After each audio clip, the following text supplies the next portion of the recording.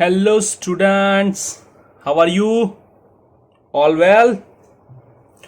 Okay, today we are going to study exercise of chapter number 6. Okay, so let's start with example number 1. Predict the direction of induced current in the situation described by the following A to F. Okay, अब एक बात याद रखनी है आपको, यहाँ पे Lenz law याद रखना है। लेंज लॉ क्या करता है कि वो अपोज करता है, किसे? मोशन को वो अपोज करता है कि भाई अगर तू नज़दीक आ रहा है तो उसे दूर भेजिएगा, दूर जा रहा है तो नज़दीक लाएगा। तो चलो पहले एक एग्जांपल देखते हैं यहाँ पे कि भाई ये मैग्नेट है, ठीक है, ये इसका साउथ है। जब ये साउथ इसकी नज़दीक जा रहा है तो उसे वो दूर फेंकेगा, और दूर फेंकने के लिए यहां पे क्या होना चाहिए? साउथ बनना चाहिए। यहां पे क्या बनना चाहिए? नॉर्थ। तो direction of magnetic field from left to right like this.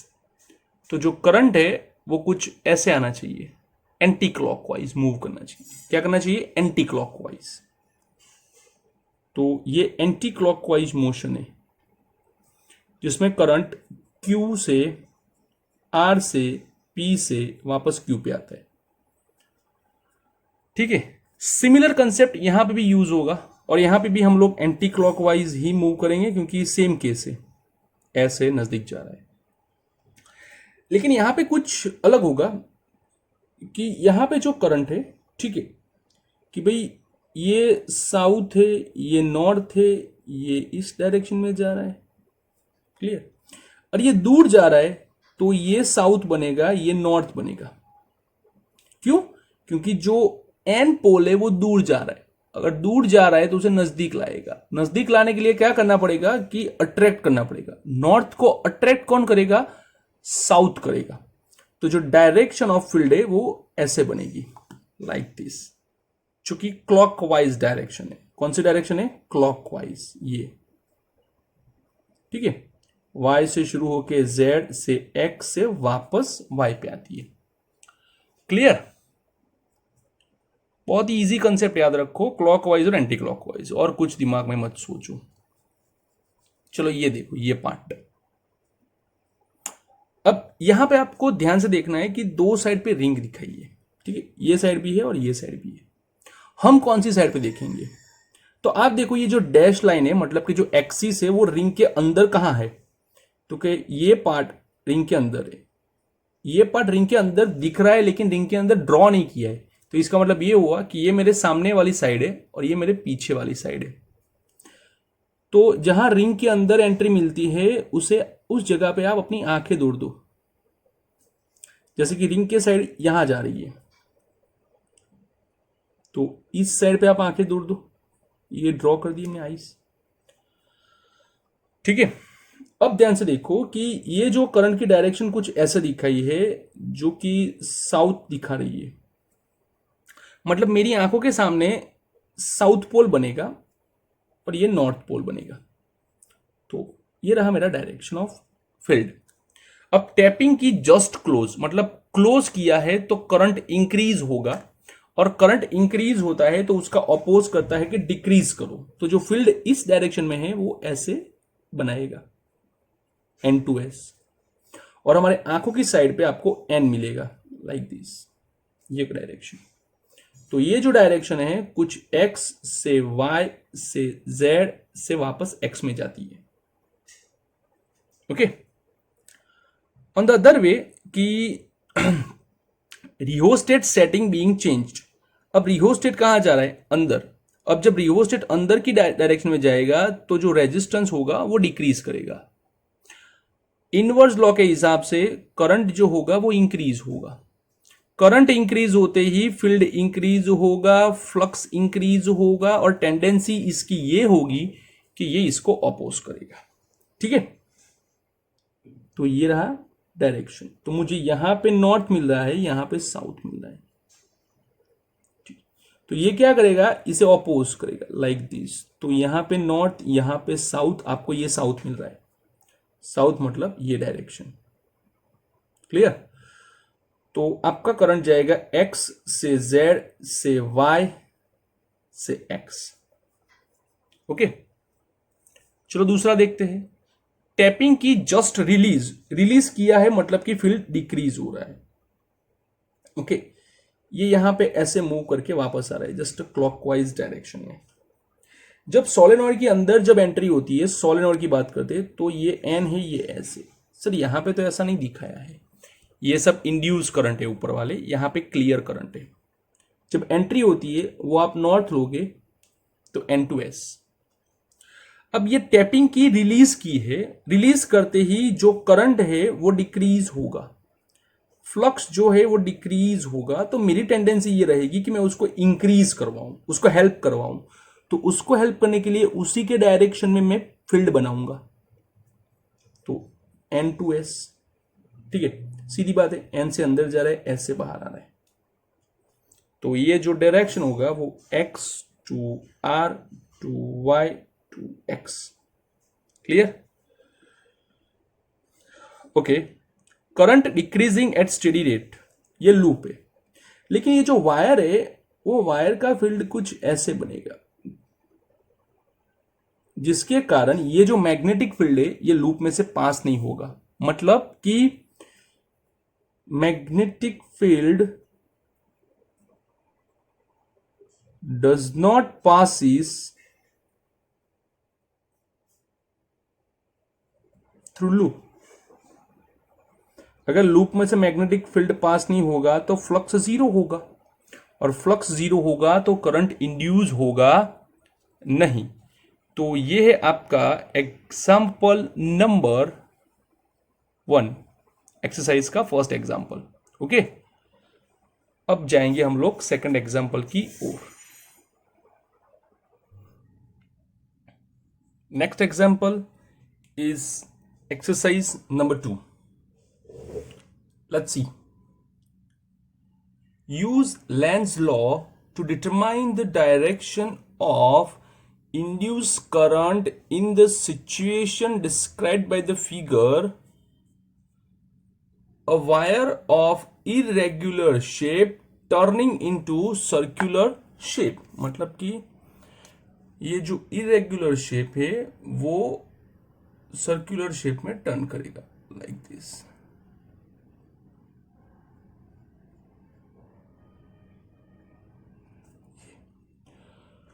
Then you can see definitely the area will increase. Area जो है वो इंक्रीज हो जाता है, ठीक है, जिसके कारण फ्लक्स इंक्रीज होगा। As area increase,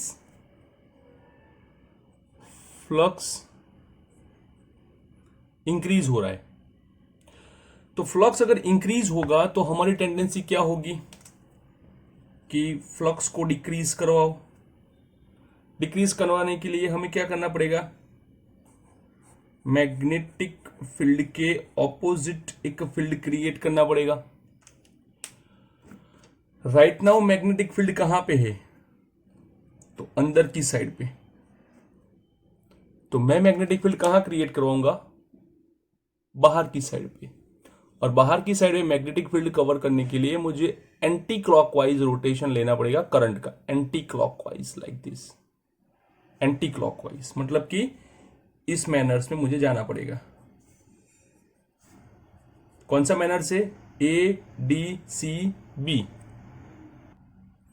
current flow in the manner A D C B to ए।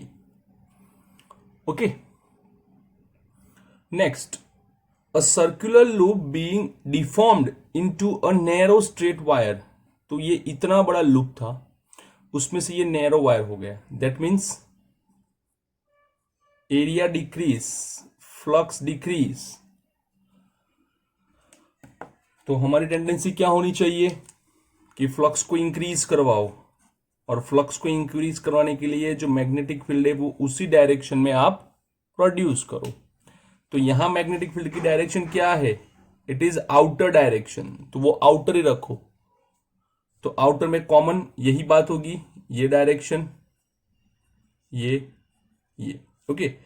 तो जो होगा करंट डायरेक्शन वो होगा A D C B A, same direction.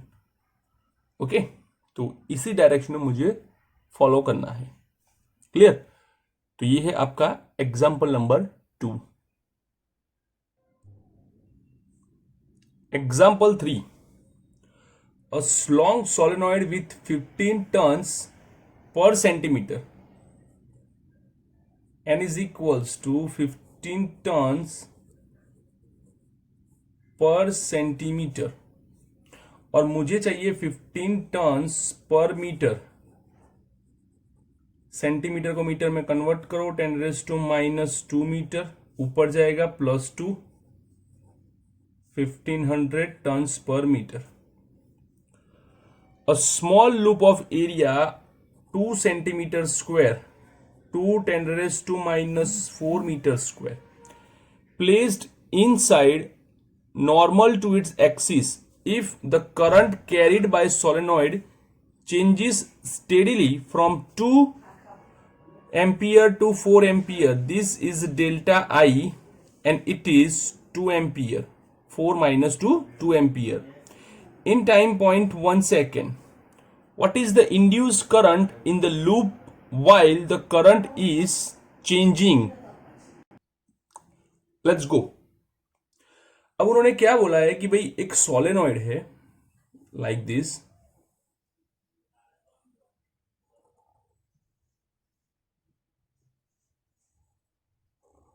उसके अंदर एक लूप रखा है ये वाला, ठीक है। तो सोलेनॉइड का मैग्नेटिक फील्ड जो होगा वो इस लूप में से पास होगा लाइक दिस। तो सबसे पहले आप फाइंड करो magnetic field of solenoid.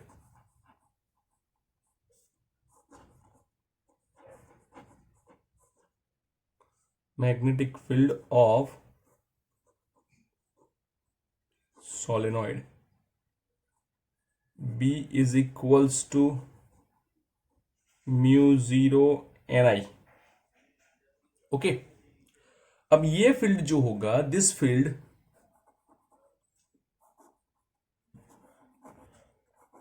passes through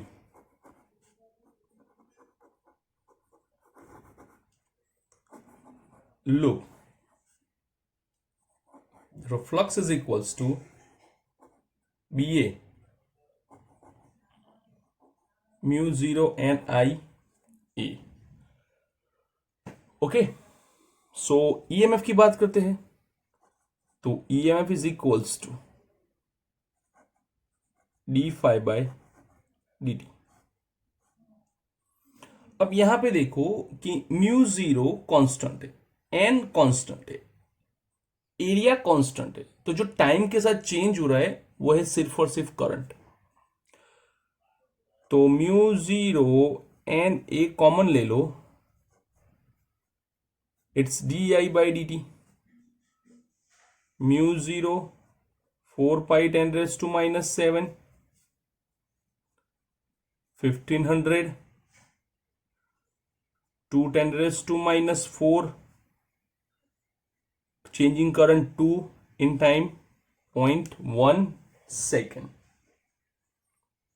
तो पूरा होगा 7.5 10⁻⁻6 वॉल्ट। ओके, तो ये है आपका exercise number 3। 6.4, a rectangular wire loop of side 8 centimeter and 2 centimeter with a small cut is moving out of a region of uniform magnetic field of magnitude 0.3 Tesla, directed normal to the loop. What is the EMF developed across the cut if velocity of loop is 1 centimeter per second in direction normal to longer side, normal to shorter side of the loop? How long does the induce voltage last in each case. Okay, सबसे पहले तो एक loop ले लो और एक magnetic field ले लो। Suppose मैंने ये मैग्नेटिक फील्ड आपको दी थी लाइक दिस।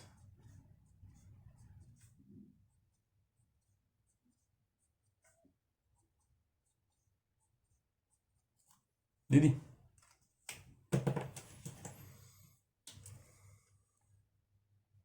ये एक रेक्टेंगुलर लूप है,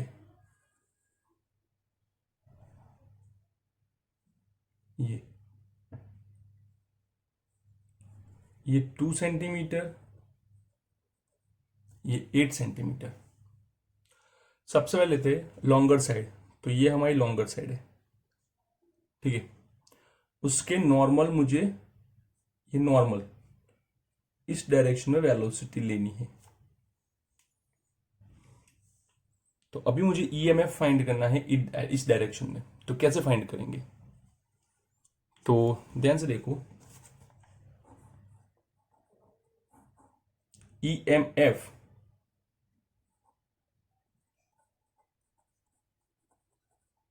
in this case is epsilon is equals to BLB। अब यहां पे जो L है वो आपके पास दो है, एक 8 सेंटीमीटर, एक 2 सेंटीमीटर। तो आपको L कौन सा लेना है?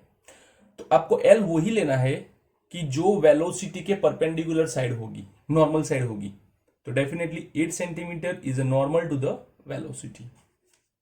याद रखना कि ऐसे केसेस में L इज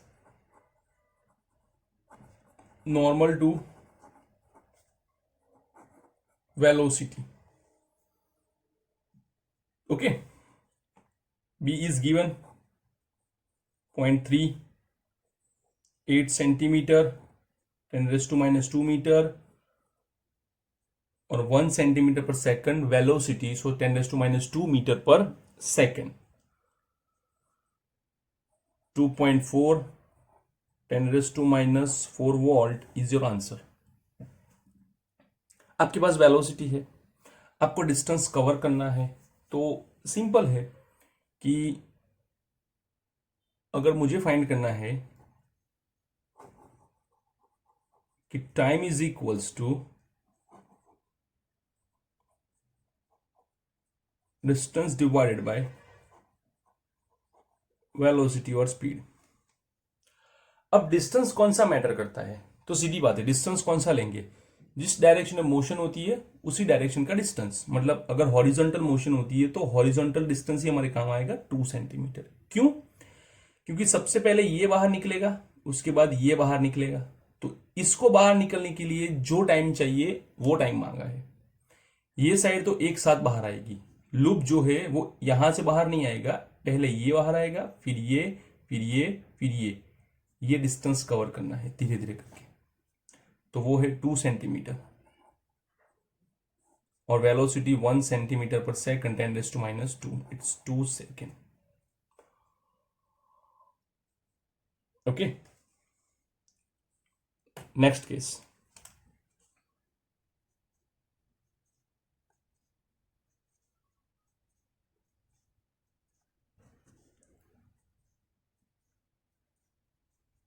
मैग्नेटिक फील्ड वही लेनी है, उसे चेंज मत करो, ठीक है। अब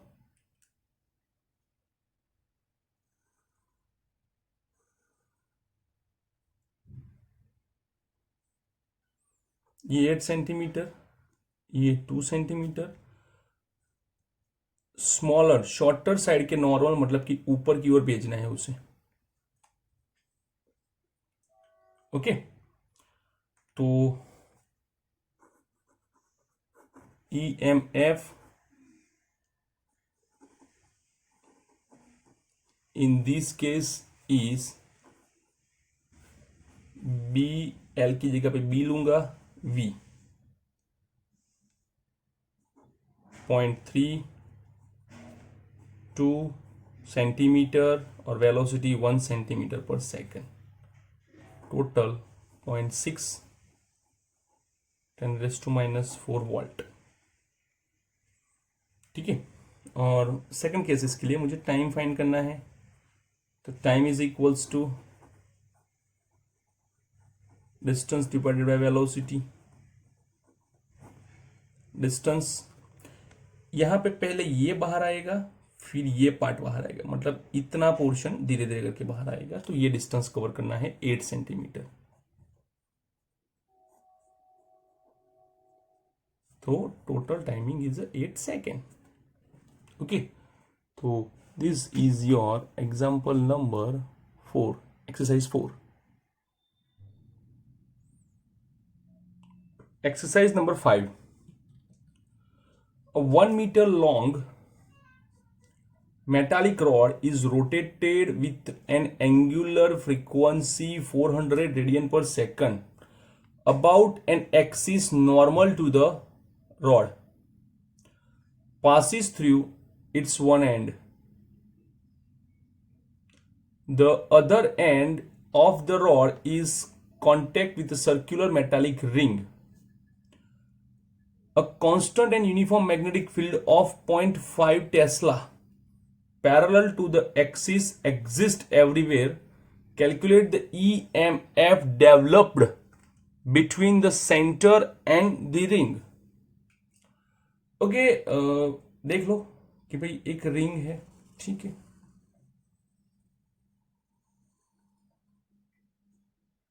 ये उसका सेंटर है, और एक एंड सेंटर पे, दूसरा एंड जो है वो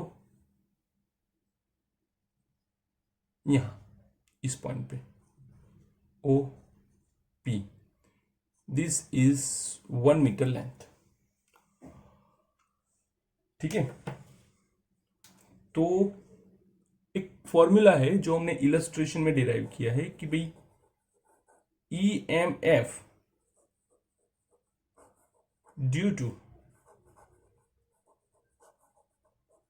circular motion is B omega L square by 2. B omega L square by 2. B is given 0.5, omega 400, length 1 square by 2. It is 100 volt EMF induced between the center and the ring. तो ये है exercise number 5। Exercise number 6, a circular coil of radius 8 centimeter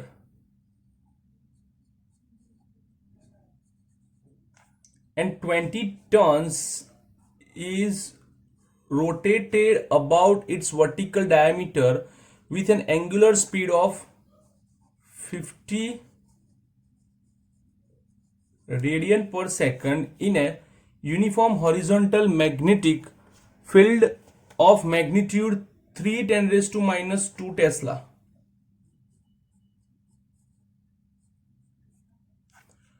Obtain the maximum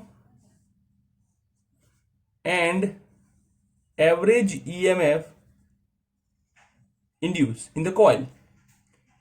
If the coil forms a closed loop of resistance 10, not watt, it's ohm due to printing mistake. Calculate the maximum value of current in the coil. Maximum value of the current. Okay, तो मुझे क्या find करना है? Vmax, Vaverage, Imax. Calculate the average power loss, P average, due to joule heating. Where does the power come from? Okay, let's start.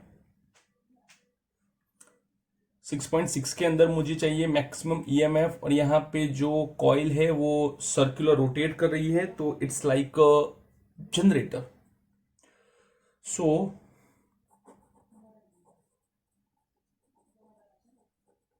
Maximum EMF of coil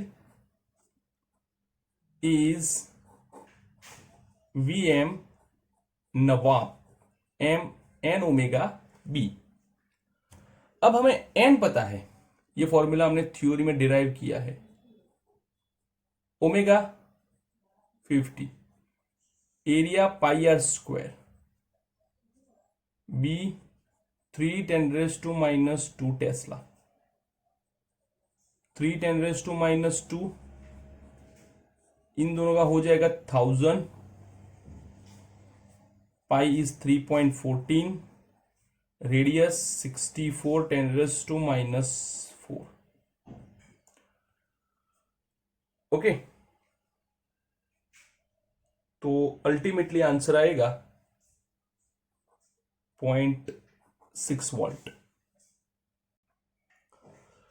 अब बात करते हैं average की। ये जो एवरेज पावर मुझे फाइंड करना है उसके लिए मुझे चैप्टर 7 की हेल्प लेनी पड़ेगी।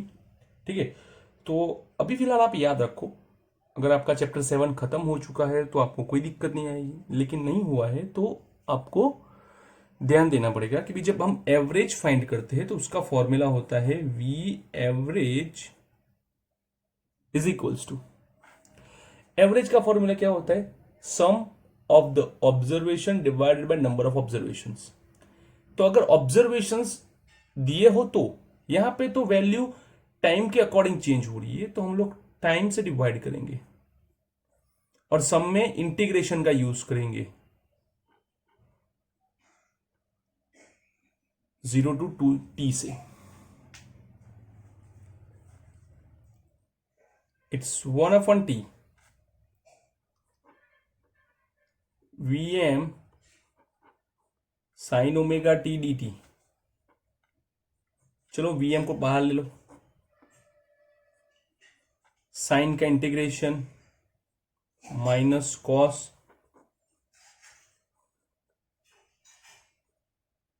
डिवाइडेड बाय ओमेगा, माइनस बाहर ले लो,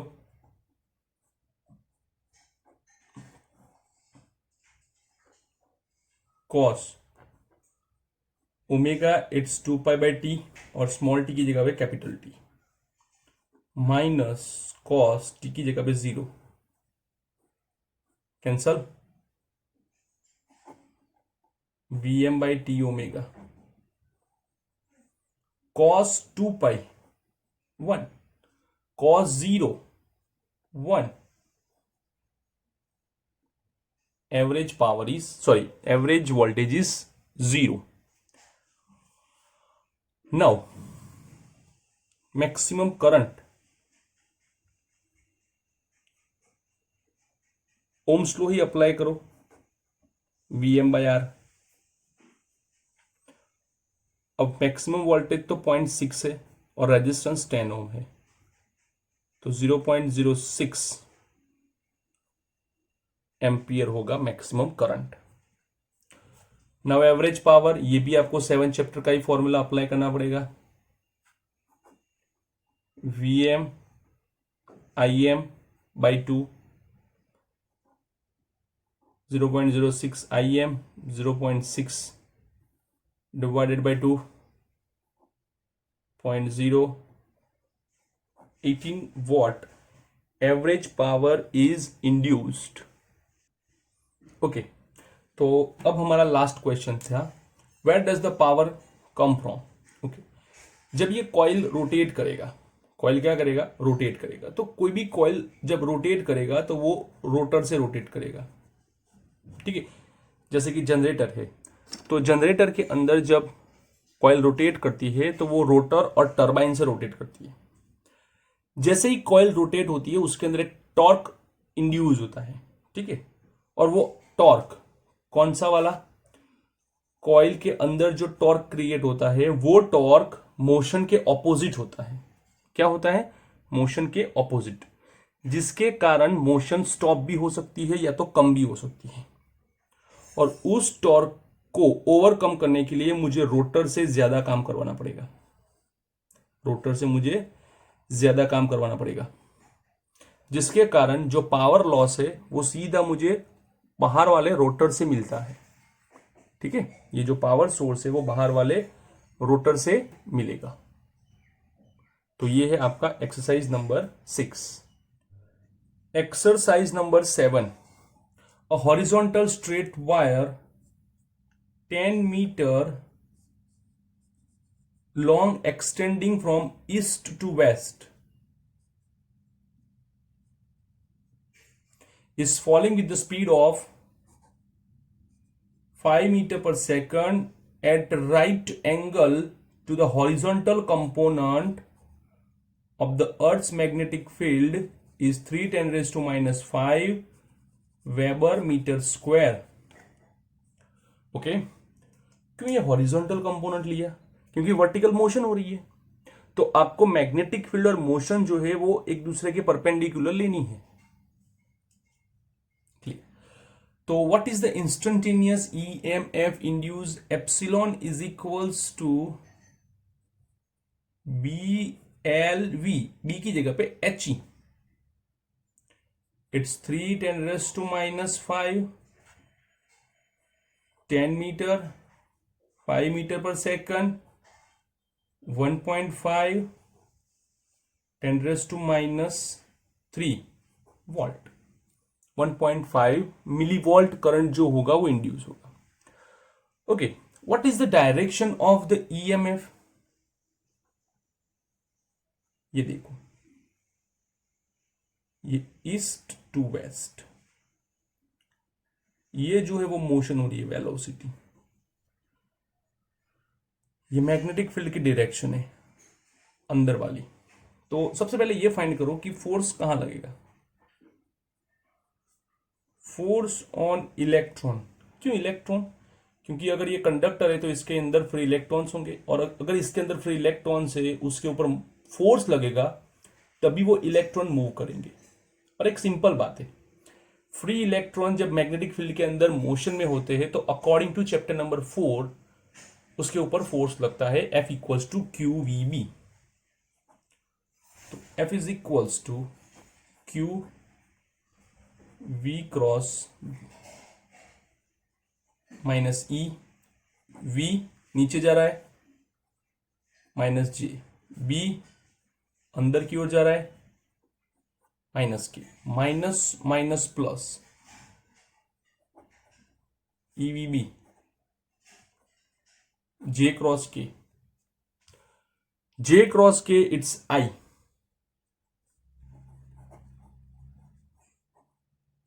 लेकिन ये नेगेटिव साइड है, तो अल्टीमेटली इलेक्ट्रॉन के ऊपर जो फोर्स लगेगा वो इस डायरेक्शन में लगेगा। ओके, बट लेंज लॉ के अकॉर्डिंग जो भी डायरेक्शन में फोर्स लगेगा, जो भी डायरेक्शन में इलेक्ट्रॉन का मोशन होगा, उसके ऑपोजिट ईएमएफ इंड्यूस होगा। तो ये force according to Lenz law, और यही डायरेक्शन होगी करंट की, इंड्यूस करंट की, फ्रॉम वेस्ट टू ईस्ट। तो ये है आपका आंसर, वेस्ट टू ईस्ट। ठीक है, याद रखना, इलेक्ट्रॉन को अगर फोर्स ऑपोज में लगेगा तो इस डायरेक्शन में, वेस्ट टू ईस्ट में लगेगा, तो उसी डायरेक्शन में इलेक्ट्रॉन मूव करेगा। चलो आगे बढ़ते हैं।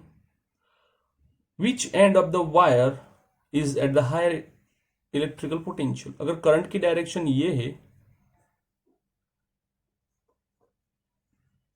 तो दैट मीन्स ये हायर पोटेंशियल पे है, ये लोअर पोटेंशियल पे है। ठीक है, तो west side is on higher potential.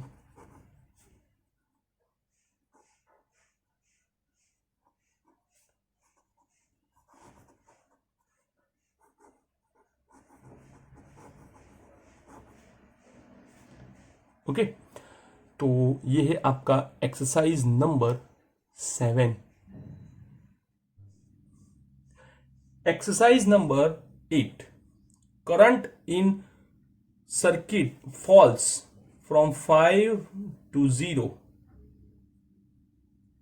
5 ampere down हो रहा है in 0.1 second. If an average EMF